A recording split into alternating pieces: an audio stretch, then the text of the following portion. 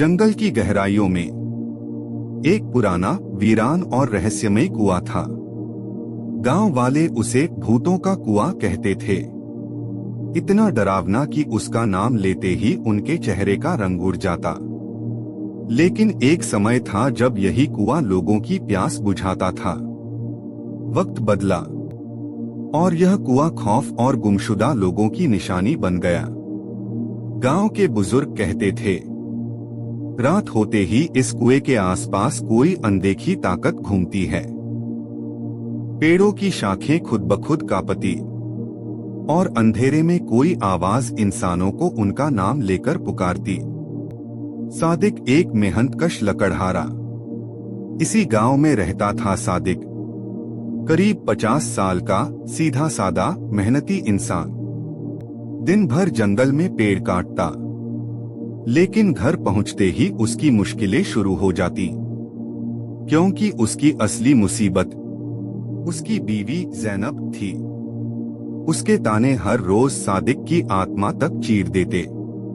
तुम्हारी कमाई नाकाफी है, तुम किस काम के हो? मैं उस दिन को रोती हूँ जब तुमसे शादी की। सादिक चुपचाप सब सहता रहा। उसके कपड़े पुराने, जूते फटे, और जो कुछ भी वह मेहनत से कमाता ज़ैनब 1 मिनट में छीन लेती। एक शाम सादिक घर के दरवाजे पर रुक गया।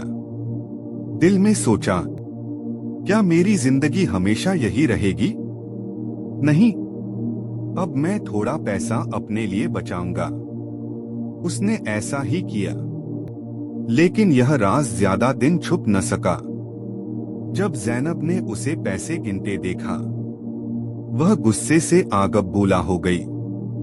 मेरे पैसे चुपके से जमा करता है।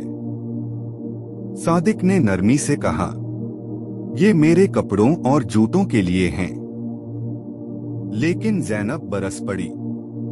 झगड़ा इतना बढ़ा कि घर की दीवारें गूंज उठीं।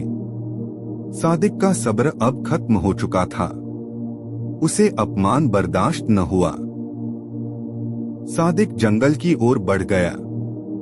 बस इतना कहा, मेरे पीछे मत आना।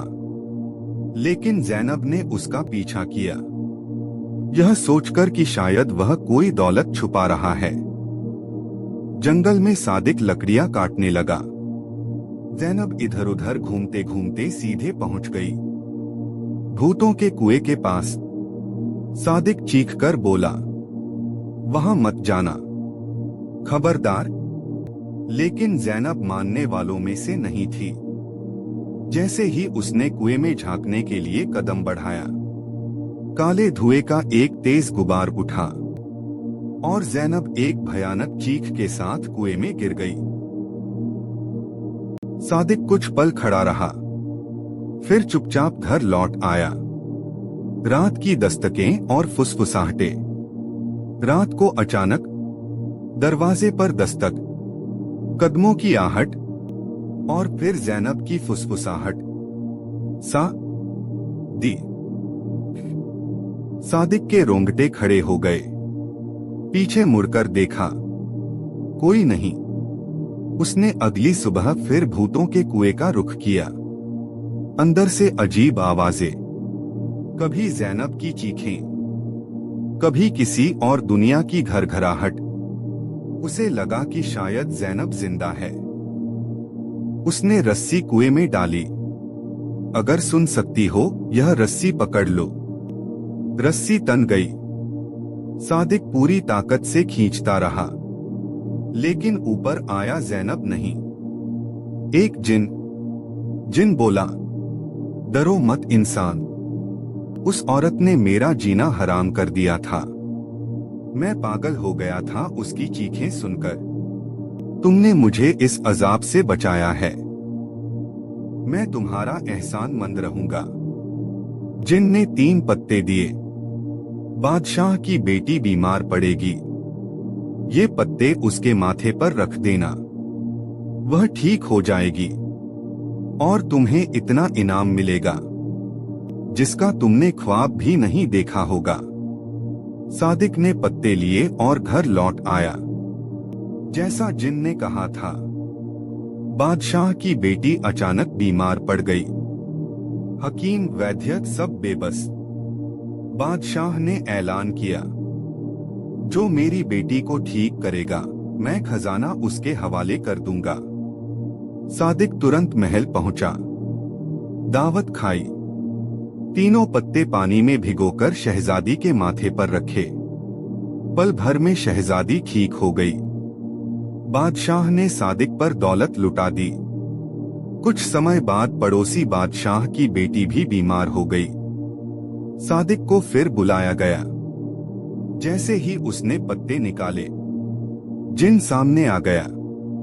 वह गरजा, तुमने एक बार मेरा एहसान रखा, लेकिन अब नहीं। अगर तुमने मुझे फिर निकाला, मैं दोनों शहजादियों को अपने साथ ले जाऊंगा। सादिक घबरा गया।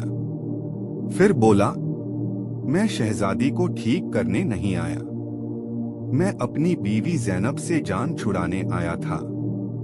वही औरत जिसने तुम्हें एक दिन में पागल कर दिया था, वह मेरी बीवी है। जिनके होश उड़ गए, क्या वह तुम्हारी बीवी है?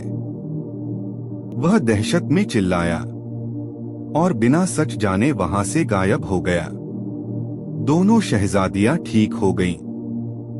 सादिक ढेर सारा इनाम लेकर घर आया, लेकिन उसके मन में विचार आया, जो कुछ मिला वह ज़ैनब की वजह से ही मिला। वह अपने घोड़े पर सवार होकर वापस भूतों के कुएं पर पहुंचा। रस्सी डाली, ज़ैनब को बाहर निकाला और घर ले आया। कुछ देर ज़ैनब खामोश रही। सादिक ने सोचा शायद वह बदल गई है, लेकिन घर पहुंचते ही वह फिर ताने देने लगी। इतने दिन मुझे कुएं में छोड़कर महलों में मौजें उड़ा रहा था।